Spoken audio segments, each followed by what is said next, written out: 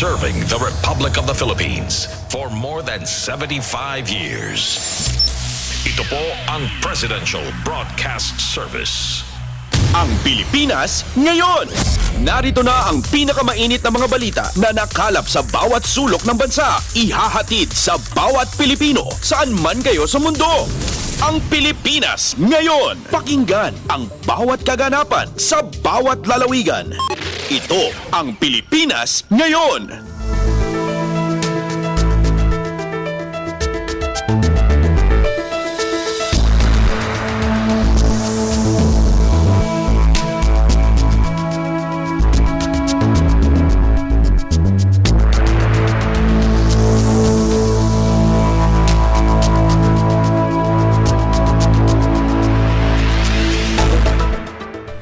Magandang araw po sa ating mga tagapakinig. Welcome po muli sa ating programang Ang Pilipinas Ngayon.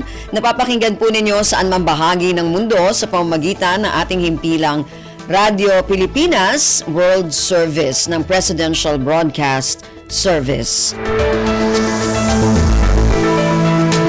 Napapakinggan po tayo sa mga sumusunod na shortwave frequencies sa 9.960 MHz, 12.120 MHz at 15.190 MHz.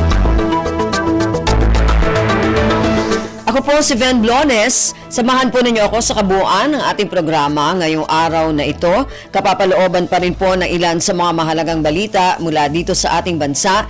Kasama na ang mga segmentong showbiz, sports, business at ang mga ulat mula sa iba't ibang lalawigan at rehiyon dito sa Pilipinas. Samantala, nais po namin kayong imbitahan na bisitahin ang ating Facebook page, ang Radio Pilipinas World Service. Paki-like at share na rin po. Antabayanan, sa inyo na sa ilang sandali ang kabuuan ng ating programang Ang Pilipinas Ngayon. Kumpleto, detalyadong balitaan, di papahuli sa mahahalagang kaganapan. Kamustahin ang inang bayan, ang Pilipinas ngayon.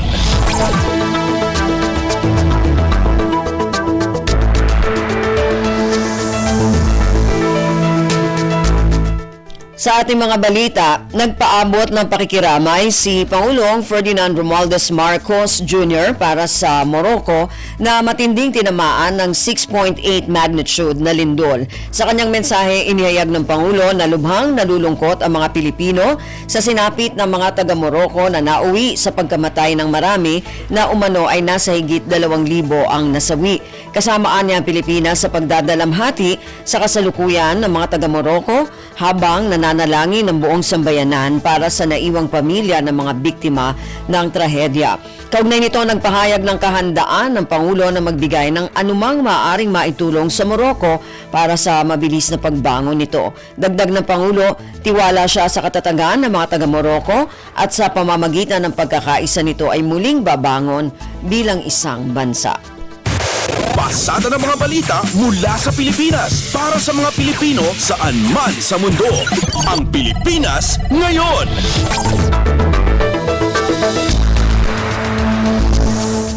Nanawagan si Pangulong Ferdinand Romualdez Marcos Jr. sa mga siyentipikong Pilipino na naninirahan sa ibang bansa na magbalik Pilipinas sa ilalim ng Balik Scientist Program. Ang panawagan ay ginawa ng Pangulo habang pinalalakas ng pamahalaan ng innovation research sa larangan ng health, science and technology sa pamamagitan ng Philippinovation. Siniguro ng Pangulo na may nakalaang pondo para sa pagpapatupad ng innovation grants sa mga pangunahing programa para sa Balik Scientist Program. Sa kasalukuyan, ayon sa Pangulo, nasa ika-59 na pwesto ang Pilipinas kung pag-uusapan ay Global Innovation Index o GII rankings. Ang target anya ng kanyang administrasyon ay umangat ang Pilipinas at mapabilang sa top 1/3 economy sa pagtatapos ng kanyang termino sa 2028. Ang Pilipinas ngayon, kasama si Ven Blones.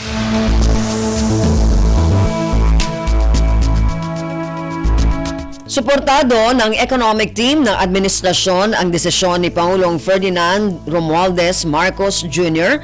ang pagpapataw ng price cap sa bigas. Sa pahayag ni Finance Secretary Benjamin Diokno, sinabi nito na ang Executive Order No. 39 ay nagsisilbing lifeline na kailangan ng mga Pilipino para makaagapay sa mataas na presyo ng bigas. Iginiit din ni Diokno na nakikita nito ang EO bilang mahalagang stopgap measure.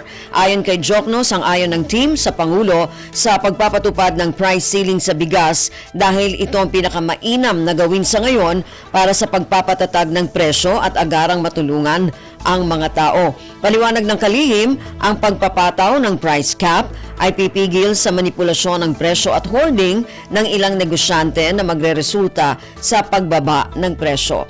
Samantalang inamin ni Diokno na bagamat epektibo ang price cap, ay hindi ito dapat patagalin kundi magkaroon ng komprehensibong hakbang para masiguro ang pangmatagalang matatag na presyo ng bigas.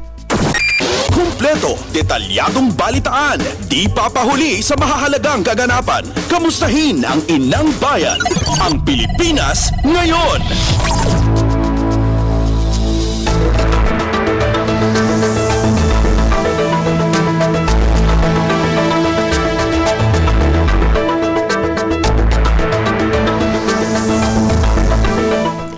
Nagsimula nang mamahagi ang Department of Social Welfare and Development o DSWD ng ayuda sa mga piling rice retailer na naapektuhan sa pagpapatupad ng price ceiling. 15,000 piso kada retailer ang naipamahagi ng DSWD. Naglaan ang gobyerno ng 1 bilyong piso para tulungan ang mga kwalipikadong rice retailer na tutukuyin ng DTI o Department of Trade and Industry. Pasada ng mga balita mula sa Pilipinas para sa mga Pilipino saan man sa mundo. Ang Pilipinas ngayon. Sa susunod na 2 linggo pa maaring makapagdesisyon ang Department of Trade and Industry o DTI kung tatanggalin ang ipinatutupad na price ceiling sa retail ng bigas. Sinabi ni DTI Secretary Alfredo Pascual na ito ay dahil sa inaasahang pagdating ng panahon ng anihan sa mga susunod na linggo. Sa ilalim ng Executive Order No. 39, epektibo nitong Setyembre 5, maaari lamang ibenta ang regular milled rice ng 41 piso kada kilo at ang well-milled rice ng 45 piso kada kilo. Iginiit ni Pascual na hindi lamang paghihigpit sa retail prices ang ipinatupad nila, kundi maging kampanya laban sa hoarding, profiteering at smuggling. Inaasahan na aabot sa 2 milyong metriko tonelada ng bigas ang aanihin ngayong buwan. Sa ngayon, base sa Department of Agriculture, may sapat ng supply ng bigas hanggang sa katapusan ng taon. Ang Pilipinas ngayon, kasama si Ben Blones.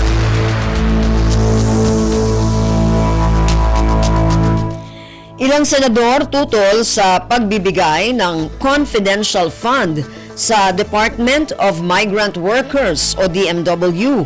Ayon sa isang senador, mas makabubuting ibigay ang confidential fund sa mga departamento o ahensya na nag-aasikaso ng seguridad ng bansa. Ang detalye ng balitang ito mula kay Ninfa Asuncion. Giniit ni Senador J.V. Ejercito na mas dapat pagtuunan ng pansin ng Department of Migrant Workers o DMW ang pagpapalakas ng Migrant Workers Protection Bureau nito sa halip na paglaanan ng confidential fund ang ahensya. Sa naging budget briefing ng DMW, sinabi ni Ejercito na mas mainam na palakasin na lang ang naturang bureau, lalo't sinabi naman ni Undersecretary Bernard Olalia na epektibo ito sa paglaban sa mga illegal recruiter. Magandaan niyang maging halimbawa ang ahensya na hindi kailangan ng mga civilian departments ng confidential fund. Ayon sa senador, mas makakabuting ibigay na lang ang confidential fund sa mga departamento o ahensya na nag-aasikaso ng seguridad ng bansa. Hindi rin sangayon maging si Senate Minority Leader Coco Pimentel na mabigyan ng CIF ang DMW. Binigyang din ni Pimentel na regular budget item na ang ibinigay sa ahensya para gamitin sa pagsugpo sa mga illegal na recruiter, kaya naman hindi na kailangan pagkumuha ng panibagong budget item para sa ahensya gaya ng CIF. Hindi rin pabor ang Minority Leader sa pagpapalawak ng aplikasyon ng CIF at sa halip ay dapat pangaanyang paliitin ang bilang ng mga ahensya na may confidential at intelligence fund. Ito si Nifa Asuncion para sa Radyo Pilipinas. Kumpleto, detalyadong balitaan, di papahuli sa mahahalagang kaganapan. Kamustahin ang inang bayan, ang Pilipinas ngayon.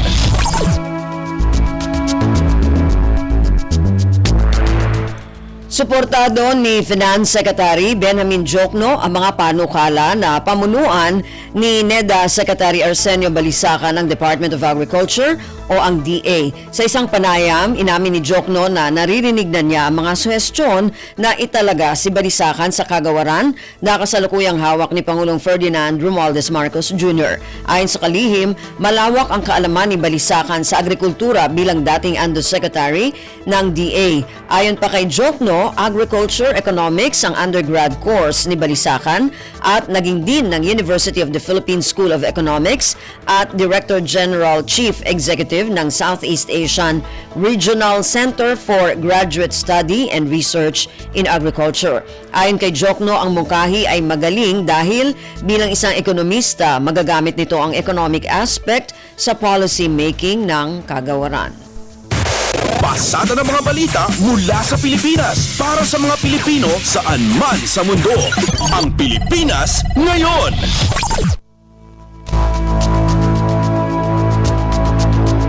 Naitala ng Philippine Statistics Authority o PSA ang bahagyang pagbaba sa produksyon sa sektor ng agrikultura para sa ikalawang quarter ng 2023. Sa datos ng PSA, umabot sa 17,879.44 na metriko tonelada ang kabuang volume ng crops production nitong ikalawang quarter. Mas mababa ito kumpara sa 18,050.56 na metriko tonelada noong nakaraang taon. Katumbas ito ng negative 0.9% na pagbaba sa produksyon ng sektor. Ayon sa PSA, kabilang sa nakaambag sa pagbaba ng volume sa crops production, ang pagbaba ng produksyon sa mais, sugarcane, rubber at kamote. Bukod dito, bumaba rin ng negative 11.3% ang fisheries production itong ikalawang quarter habang tumaas ang volume ng livestock at poultry production mula Abril hanggang Hunyo ng 2023. Ang Pilipinas ngayon, kasama si Ben Blones.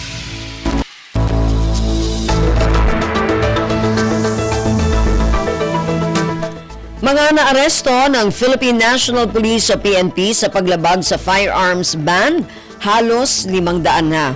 Ayon kay PNP Public Information Office Chief Police Colonel Jean Fajardo, sa bilang na ito, 441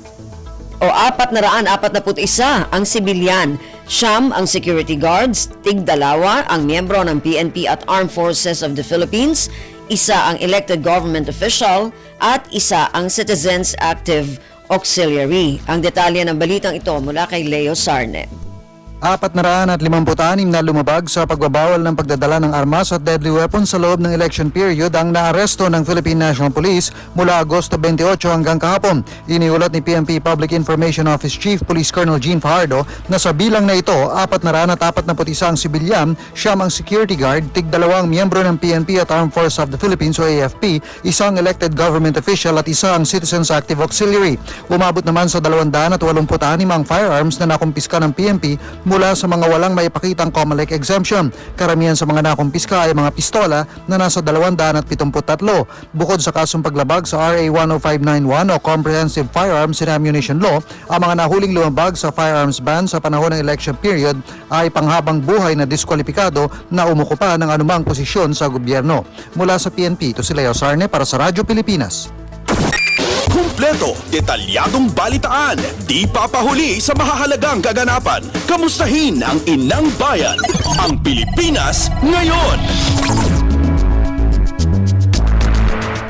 Umakyat na sa 102 kandidato ng barangay at sangguniang kabataan elections ang napadalhan ng Commission on Elections o COMELEC ng show cause orders dahil sa mga paglabag, partikular sa maagang pangangampanya. Pinagpapaliwanag ng COMELEC ang mga napadala ng order ng mga kandidato kung bakit hindi sila dapat madiskwalipika dahil sa premature campaigning. Sinabi ni COMELEC Chairperson George Garcia na inatasan na niya ang binuong task force na maghain ng reklamo reklamo para sa diskwalifikasyon at election offense, oras na mapag-aralan ng paliwanag ng mga kandidato. Muling nilinaw ni Garcia na ang umpisa ng kampanyahan ay mula Oktubre 19 hanggang 28 lamang. Ayon kay Garcia, bawal ang tila pangangampanya sa social media, bawal ang pamimigay ng mga item na may halaga kabilang ang ballers, t-shirts, payong na may pangalan ng kandidato.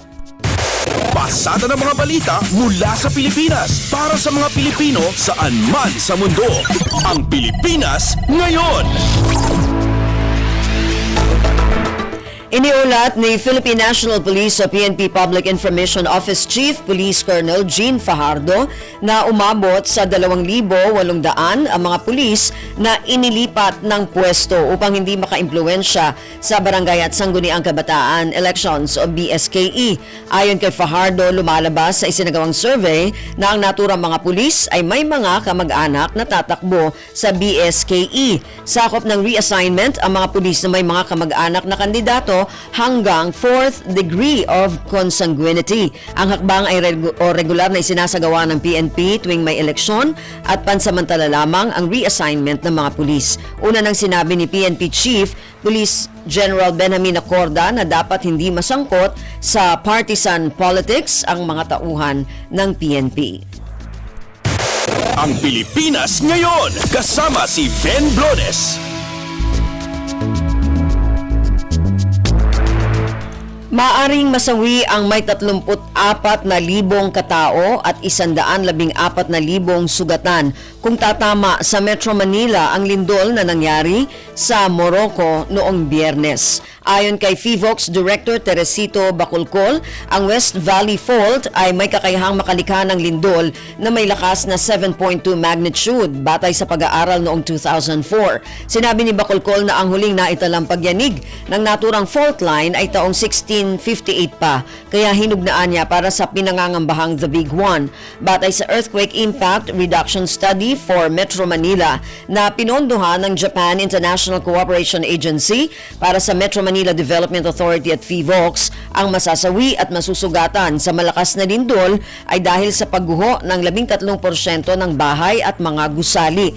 Sinabi ni Bacolcol na ang 7.2 magnitude quake ay maaari ring magdulot ng ground ruptures at mararamdaman ang intensity 8 na pagyanig. Muling nagpayo si Bacolcol na magsagawa ng retrofitting sa mga gusali at mga bahay upang higit itong maging earthquake resilient at mabawasan ang casualties kung may malakas na lindol. Sinasabing huling naganap ang mapaminsalang lindol sa Morocco noong taong 1960.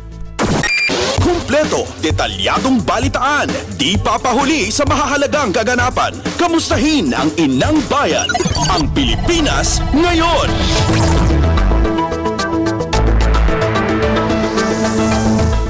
Yan po ang ilan sa mga pangunahing balita mula dito sa ating bansa. Samantala, antabayanan naman po ang mga balita mula sa iba't ibang rehiyon at lalawigan dito sa Pilipinas para sa ating regional news.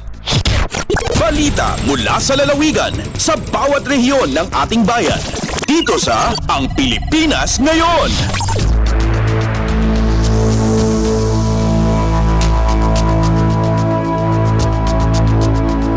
Dumako na tayo sa ating regional news. Unahin natin ang mga ulat mula sa rehiyon ng Luzon. Mula sa Alawag, 2.8 milyong pisong halaga ng naipamahaging tulong pinansyal ni Congressman Barba sa Ilocos Norte. Ang detalye ng balitang ito mula kay Rani Dorilag. Umabot ang tinasurok 2.8 milyon na pisos tinaibunong ni Ilocos Norte 2nd District Representative Angelo Marcos Barba kadagit umili iti segundo distrito ti probinsya. Dedicate ba 20 AX when no assistance to individuals in crisis situation at beneficiaryo kit dagiti marigrigatan nga umili nang runa kadagiti addan ti rangkap ti bagi. Naserbihan na tinasurok sang aribo a residente manipod iti nagdudumang nga ili iti segundo distrito. May palagip a binisita ni Congressman Barba iti ili ti San Nicolas no sa dinno nga inamagasot ket may sa dagiti na beneficiaran. Talo gasot o patapulo ket 5 iti ili ti Ringras, talo gasot nga residente iti ili ti Banna ken Dadumapay. Manipod iti Radyo Pilipinas Lawag, Rani Dorilaga para sa Radyo Pilipinas World Service. Balita mula sa lalawigan sa bawat rehiyon ng ating bayan. Dito sa Ang Pilipinas Ngayon.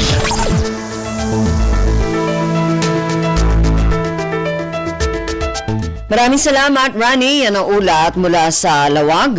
Dumako naman tayo sa Agoo. Philippine Statistics Authority La Union inilapit ang National ID Registration sa mga matatanda at PWD sa pamamagitan ng door-to-door visits. Ang detalye ng balitang ito mula kay Albert Kawile. Inyasideg ti Philippine Statistics Authority La Union Provincial Statistical Office ti National ID Registration kadagiti natangan kan persons with disabilities. Daytoy ket babaen ti programa a PhilSys on Wheels. Panggap ti door-to-door initiative ti PSA La Union ang madanon amin na barangay ti probinsya tapno masakupan dagiti individual asaan na nairehistro iti sidong ti PhilSys Step 2 registration ken mangisyo ti electronic PhilSys ID tapno dagos ang magunudda dagiti benepisyo iti rehistrado ti PhilSys. Nabalay na irugi ti door-to-door registration iti sumangmamnaw a barangay ti siyudad ti San Fernando sipud idi napalabas alawas gapo iti nasayat a panyempo ken babayan ti tulong dagiti opisyales ti barangay. Nakikoordinar ti PhilSys team kadagiti opisyales ti barangay tapno mabigbig dagiti isang kabalayan nga adaan kadagiti natangan ken PWDs asaan pay anay rehistro ti sidong ti PhilSys ken tapno maipakamo kadakwada ti kasapulan a dokumento para iti panagparehistro. Ti door-to-door PhilSys registration ken may sawagas tapno maragpat ti maysa kadagiti misyon ti PSA ang mangipaay ti Inclusive Identification System para ti amin nga awan ti mabati. Manipod RP Agoo, Albert Kawile para ti Radyo Pilipinas World Service. Balita mula sa lalawigan sa bawat rehiyon ng ating bayan. Dito sa Ang Pilipinas Ngayon. Maraming salamat, Albert. Yan ang ulat mula sa Agoo at kabuuan na ulat mula sa rehiyon ng Luzon. Dumako naman tayo sa rehiyon ng Kabisayaan mula sa Borongan.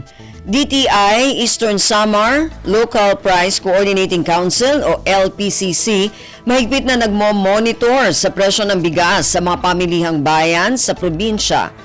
3 rice retailers compliant sa EO 39. Ang detalye ng balitang ito mula kay Pen Pomida.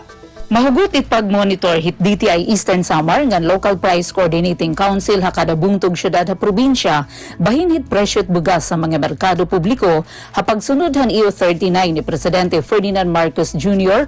kundi nagtatakdahan price ceiling a 41 kada kilohan regular milled rice samtang 45 ang well milled rice.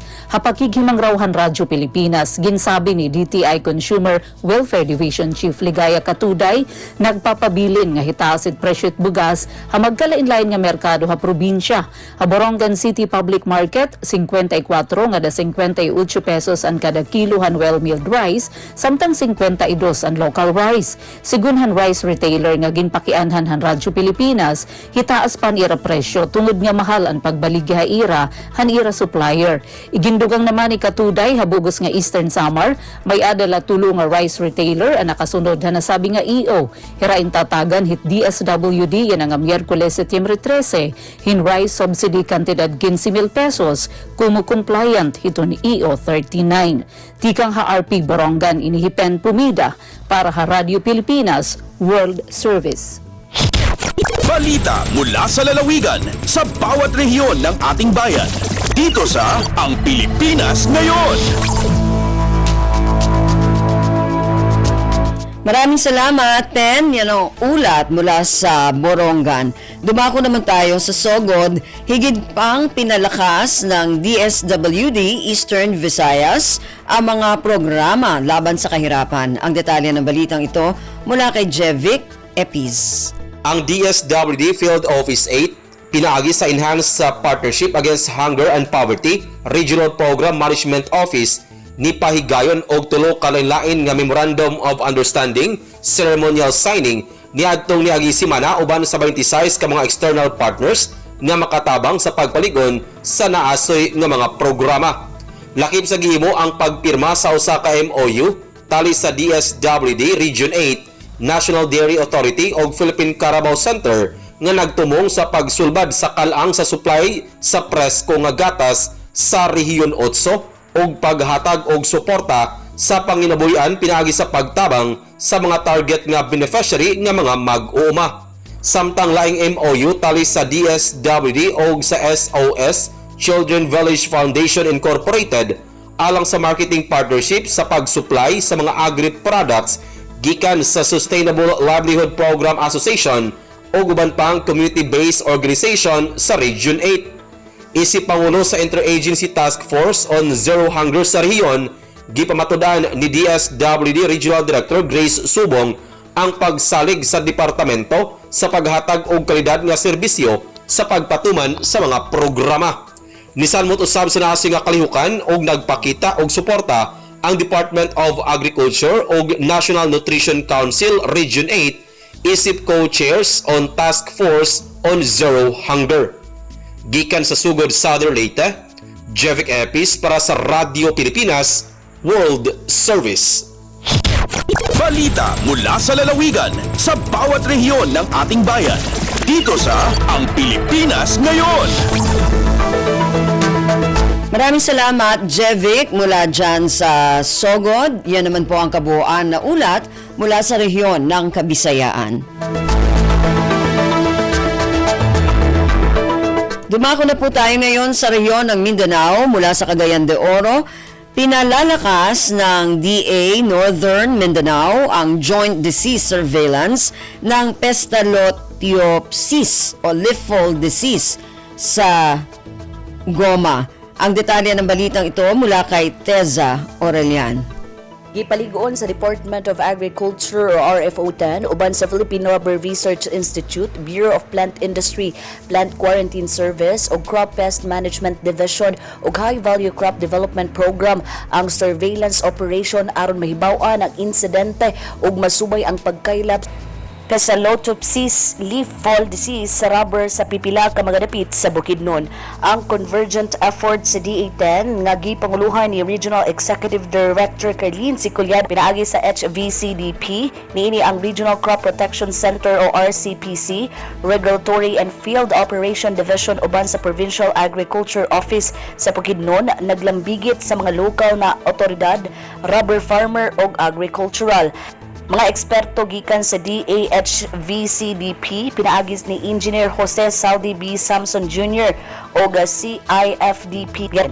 Gatagan niya og kabugaton ang kamahinungdanon sa pagtinabangay sa mga paningkamot sa pagsulbad sa mga sakit sa tanom nga naghulga sa produksyon sa goma sa rehiyon.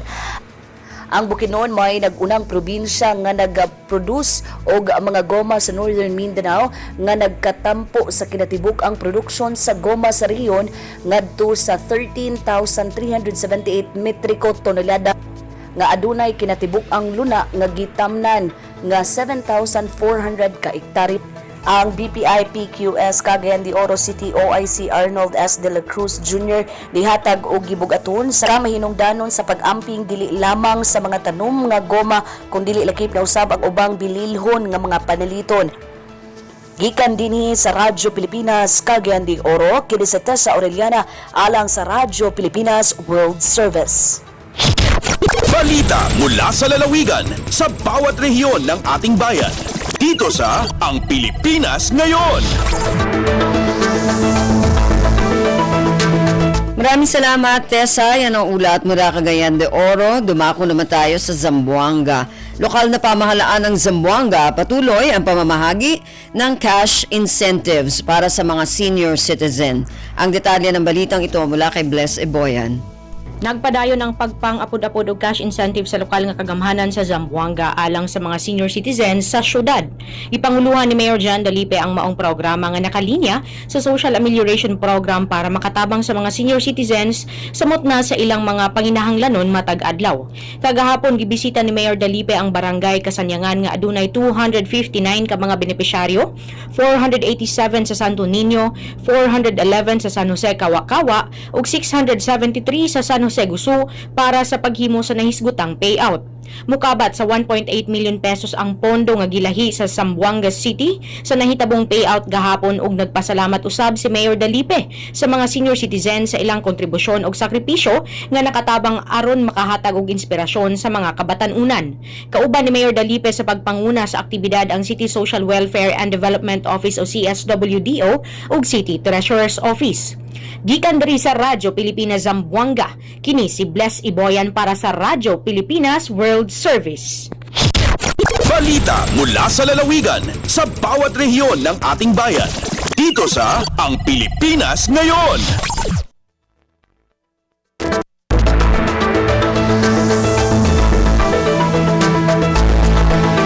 Maraming salamat, Bless. Yan ang ulat mula sa Zamboanga at kabuuan na ulat mula sa rehiyon ng Mindanao.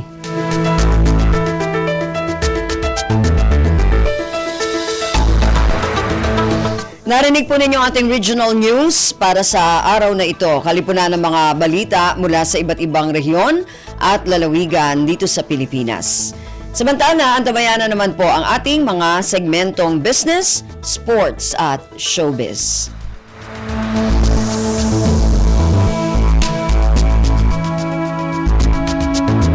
Dumako na tayo sa ating mga segmento. Unahin natin ang ating business news. Narito si Stephanie Vicente.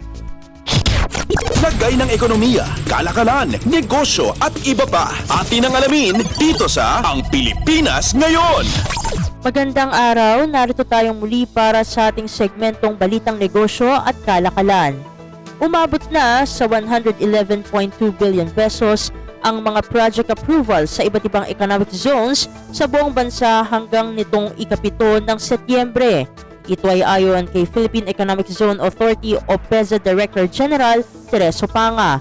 Sa isang pahayag, sinabi ni Panga na ang latest investment approvals figure ay mas mataas ng 180.6% kumpara sa kaparehong panahon noong nakaraang taon.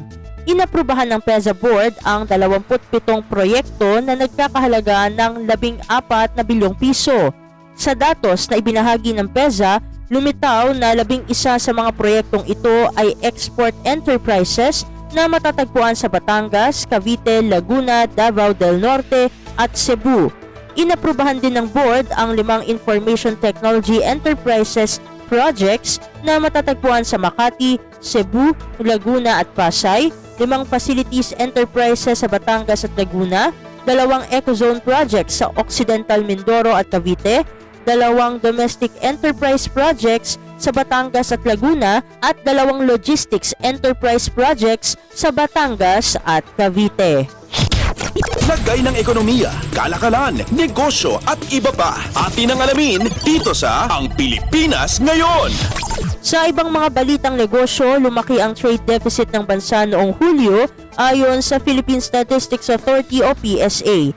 Sa isang ulat, sinabi ng PSA na ang trade deficit sa naturang buwan ay bahagyang tumaas sa 4.2 billion US dollars mula 3.9 billion US dollars noong Hunyo ng kasalukuyang taon. Gayunpaman ay bumaba ito ng 30% mula 5.9 billion US dollars noong Hulyo ng nakaraang taon. Ang total external trade in goods ng bansa ay nagkakahalaga naman ng 16.49 billion US dollars, bumaba ng 10.5% mula sa 18.43 billion US dollars noong 2022. Ang total export sales naman ay bumaba ng 1.2% mula 6.22 billion US dollars noong July 2022 sa 6.14 billion US dollars ngayong taon. Lagay ng ekonomiya, kalakalan, negosyo at iba pa. Atin ang alamin dito sa Ang Pilipinas Ngayon. At sa pagtatapos ng ating segmento matapos na ipag-utos ni Pangulong Ferdinand R. Marcos Jr. ang pagpapatupad ng price ceiling sa bigas dito sa Pilipinas noong nakaraang linggo, bumagsak na rin ang presyo ng Vietnam rice exports. Ayon sa ulat ng pahayagang Vietnam Express, nabatid na ang dahilan ng pagbagsak ng presyo ng bigas sa Vietnam ay ang pagkansela ng mga Philippine rice importer at trader ng tonelalang rice imports. Sa naturang ulat, nabanggit ng isang exporter mula sa An Giang Province na umabot sa 40% ng kanilang customer mula sa Pilipinas ang nagkansela na ng kanilang mga order. Sinabi naman ni Orico CEO Nguyen Viet An na dumami ang stock ng bigas sa Vietnam bilang resulta ng price ceiling sa bigas dito sa ating bansa. Bilang reaksyon, inihayag ni House Speaker Martin Romualdez na ipinapakita lamang ng nangyari sa presyo ng Vietnam rice exports ang epekto ng Executive Order o EO39 ni Pangulong Marcos. Aniya, inaasahan na rin ang pagbaba ng presyo ng bigas dahil panahon na ng anihan. Lagay ng ekonomiya, kalakalan, negosyo at iba pa. Atin ang alamin dito sa Ang Pilipinas Ngayon. At dito na natatapos ang ating segmentong Balitang Negosyo at Kalakalan para sa Radyo Pilipinas World Service. Ito si Steph Vicente. Muli, magandang araw. Lagay ng ekonomiya, kalakalan, negosyo at iba pa. Atin ang alamin dito sa Ang Pilipinas Ngayon. Maraming salamat, Steph. Yan ang ating balitang negosyo. Samantala, para sa ating balitang pampalakasan, narito naman si Leo Magpayo. Updates at pinakahuling mga usapin sa mundo ng palakasan. Atin ang pakinggan dito sa Ang Pilipinas Ngayon.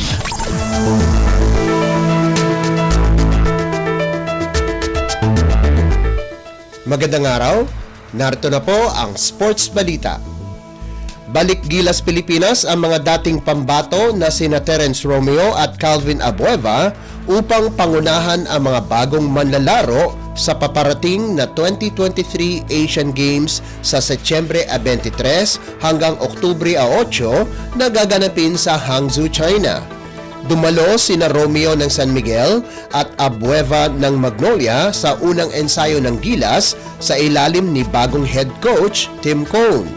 Ito ang unang salang nina Abueva at Romeo sa Gilas sa loob ng 5 taon simula nang masuspinde ng FIBA dahil sa kaguluhan kontra sa Australia sa Philippine Arena noong 2018 at hindi na ulit nasali sa national team.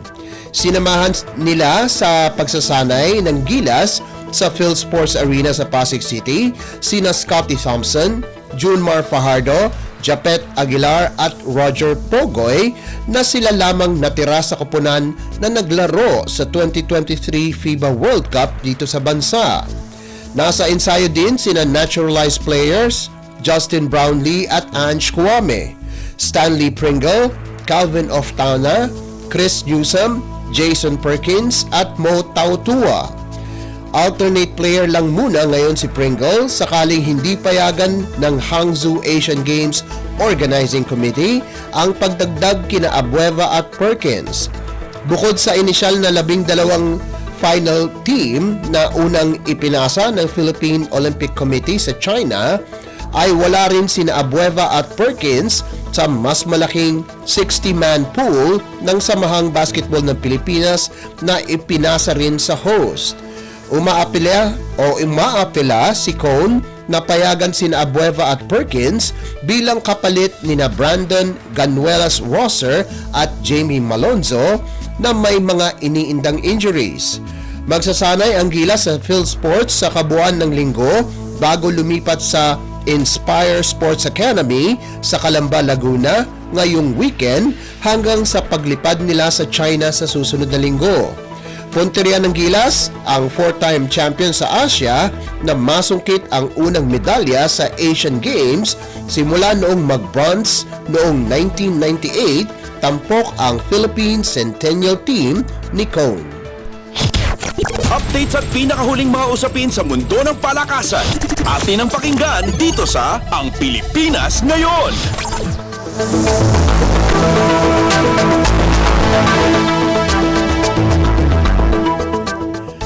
Natapos na ang deadline ng pagsusumite ng aplikasyon para sa PBA Annual Rookie Draft nitong ika-10 ng Setyembre at kinumpirma ng PBA na umabot sa 128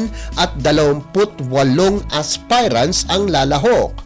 Pasok sa draft sina Filipino-American shooting guard Stephen Holt, Ken Tuffin, Ken Mark Carino, Brent Paraiso at Shawnee Winston.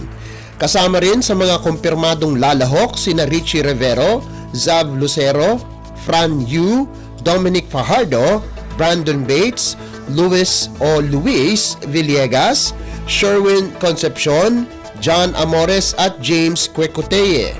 Samantala, wala sa listahan ng mga PBA aspirants si dating Gilas Pilipinas standout Justin Baltasar na kasalukuyan naglalaro sa Maharlika Pilipinas Basketball League o MPBL para sa Pampanga Lanterns.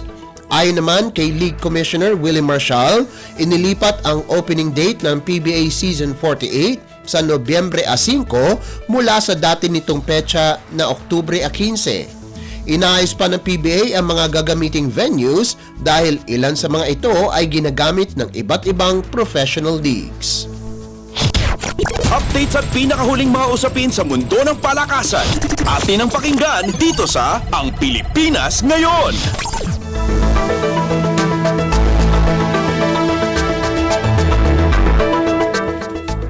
Binigay ng College of St. Benilde ang unang talo ng University of the East 23-25, 25-22, 29-27 at 25-18 sa V-League Women's Collegiate Challenge na ginanap sa Paco Arena sa Maynila. Rumatsada ng husto si Gail Pascual sa nagawa nitong 23 puntos, kabilang na ang mga krusyal na atake sa third set para pamunuan ang Lady Blazers sa panalo. Nakapagambag naman si Jade Gentapa ng 20 puntos upang makuha ng Benilde ang ika-4 na panalo sa 5 laro. Nadungisan naman ang Immaculadang baraha ng Lady Warriors na nalaglag sa 5-1. Tanging ang Far Eastern University Lady Tamaraws na lang ang may malinis na record at ang Koponan din ang nagbigay ng kaisa-isang talo ng Lady Blazers. Nasayang naman ang hinataw ni Casey Dongalio na 32 puntos para sa Lady Warriors at ang 15 markers ni Casey Sipedang. Samantala, inangkin ng University of Perpetual Help System Delta ang huling semifinals berth matapos talunin ang Mapua University 16-25, 25-18, 25-18 at 39-37. Tinapos ng Lady Altas ang Lady Cardinals sa loob ng 2 oras para sa kanilang 4-2 record. Updates at pinakahuling mga usapin sa mundo ng palakasan. Atin ang pakinggan dito sa Ang Pilipinas Ngayon.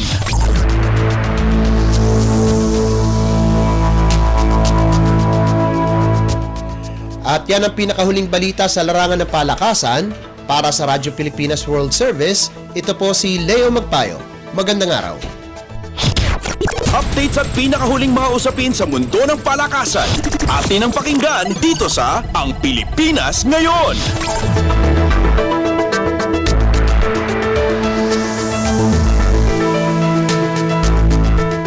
Maraming salamat, Leo. Yan ang ating balitang pampalakasan. Samantala, para sa mga nag-aabang ng chismis mula sa mundo ng showbiz. Para sa ating showbiz balita, narito si Mama JT. Ang latest, ang hottest sa showbiz and entertainment. Heto na sa Ang Pilipinas Ngayon.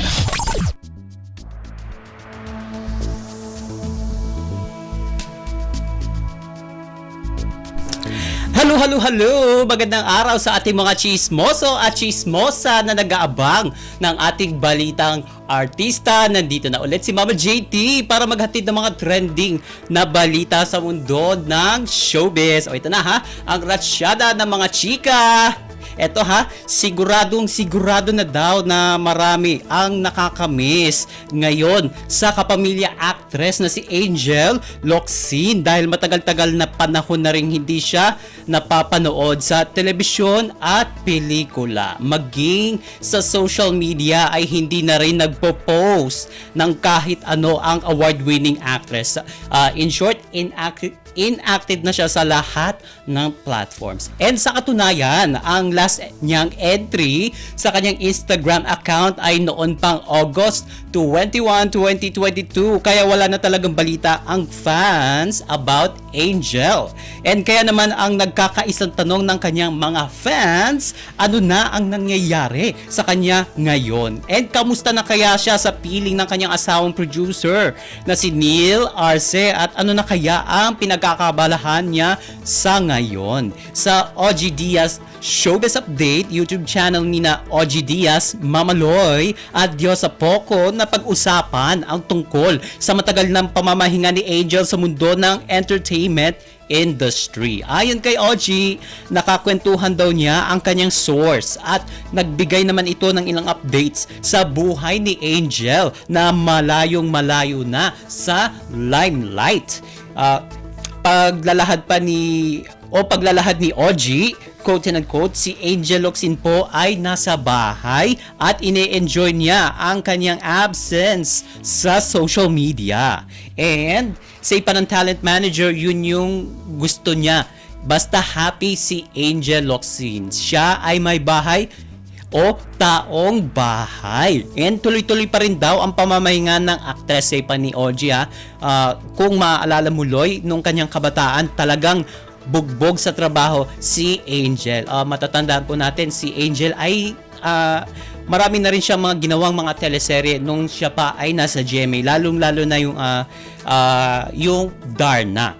And samahan pa yan ng pag-aalaga niya ng kanyang tatay. Yung kanyang tatay kasi ay isang bulag at inaalagaan niya ito kahit na nung nasa nasa GMA. And say pa ni Papa OG, naiintindihan niya ang desisyon ni Angel na magpahinga at manahimik muna pansamantala mula sa makulay ngunit magulong mundo ng showbiz. And samantala may nakapagsabi naman na enjoy sa ngayon ng actress ang kanyang simple at tahimik na private life sa piling ng asawang si Neil. And base sa mga nababasa natin sa social media at sa mga fans, umaasa sila na very soon ay magbabalik na si Angel sa showbiz at muli nilang mapapanood na umarte ito sa harap ng camera. And ako din, looking forward din sa pagbabalik ni Angel sa big screen and sa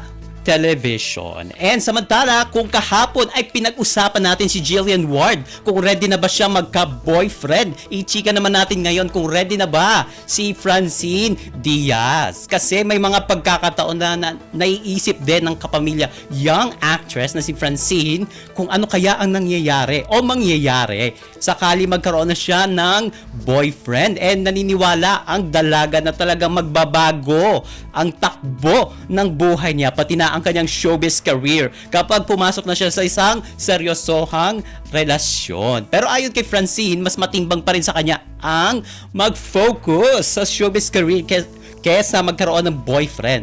Lalo't sunod-sunod ang kanyang mga projects na ibinibigay sa kanya ng kanyang home network na ABS-CBN. And paliwanag ni Francine, quote and unquote, I mean, syempre in some point, naisipan ko na rin po yan na magkaroon ng boyfriend. But iniisip ko parati na it's better talaga to focus on my career and on myself. And sa naging press con at special screening ng bago nilang digital series ni Seth Fedelin na Fractured, ay natanong ang magka-love team tungkol sa estado ng kanilang relasyon dahil ang paniwala nga ng ilang fans ay may MUO, mutual understanding na sila. And naging honest naman ang kapamilya love team sa pagsasabing espesyal sila para sa isa't isa, pero wala pa raw talagang nagaganap na ligawan sa pagitan nila. And diretsahang sinabi ni Francine na very boyfriend material daw si Seth at isa ang aktor sa mga taong nagpapasaya sa kanya ngayon. And say naman ni Seth, pinapasaya rin siya ni Francine at hindi lang daw ito basta girlfriend material kundi wife material din dahil bukod sa napakasipag na at isang totoong tao ay napakabait pa nito at maalalahanin. Pero dilinaw nga ng aktor na hindi pa niya ito o hindi pa niya nililigawan si Francine at kung sakaling mag-decide na siyang pormahan ng dalaga, ang una muna niyang susuyuin ay ang nanay nito. And isa raw kasi sa mga qualities na nagustuhan ni Seth kay Francine ay marunong daw ito makinig at never siyang hinusgahan. And para naman sa actress, ang pagiging cheesy ni Seth ang gustong-gusto nito. And hindi natin matiyak kung ano nga ba ang ibig sabihin doon ni Francine sa salitang cheesy. And samantala, pagkatapos nga ng super successful series nilang Dirty Linen ay muli silang bibida sa isang I Want TFC original series na Fractured na ibang-iba daw yon sa lahat ng projects na ginawa nila in the past. And mapapanood na ang Fractured kasama sina Kauri Oinuma, Jeremiah Lisbo, Daniela Strano, Raven Rigor at Jean Tristan simula sa Setyembre 15. And OMG, wala na tayong oras para sa ating balitang artista. Maraming salamat mga ka-chismis sa pakikinig sa aking mga chika for today. Ako po si Mama JT para sa Radyo Pilipinas World Service! Ang latest, ang hottest sa showbiz and entertainment. Heto na sa Ang Pilipinas Ngayon.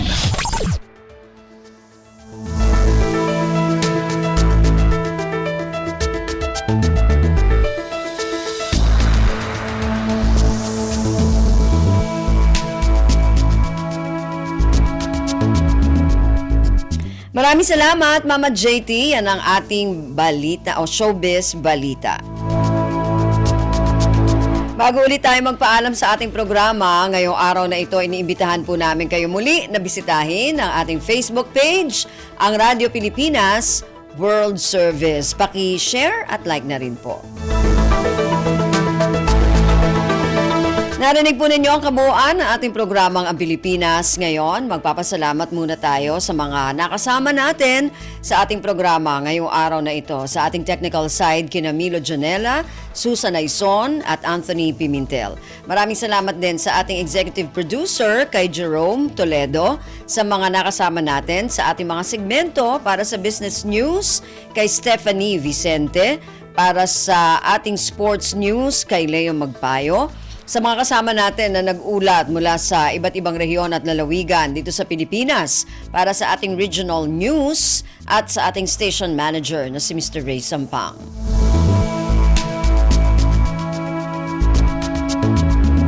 Hanggang sa susunod na edisyon na ating programang Ang Pilipinas Ngayon, ito pong muli si Ven Blones. Maraming salamat po at mabuhay po tayong mga Pilipino. At yan ang Pilipinas Ngayon. Muling samahan si Ven Blones sa parehong oras at alamin ang pinakahuling mga kaganapan at balita saan man kayo naroon. Ang Pilipinas Ngayon.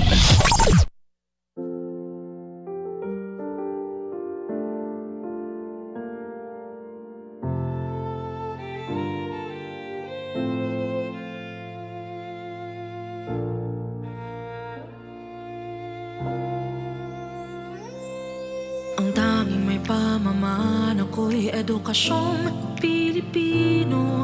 Tinuturong galing at talino para maabot ang pangarap mo. Ang tanging handog ko sa'yo'y edukasyong Pilipino. Diskarteng mula sa puso, mamangha ang mundo. Matatag na mga guro, matatag sa mga pagsubok, matatag na mga mag-aaral, matatag na talino'y umiiral. Hinaharap ang hirap, walang takot sumugod, humahanap ng solusyon, ipaglaban ang edukasyon.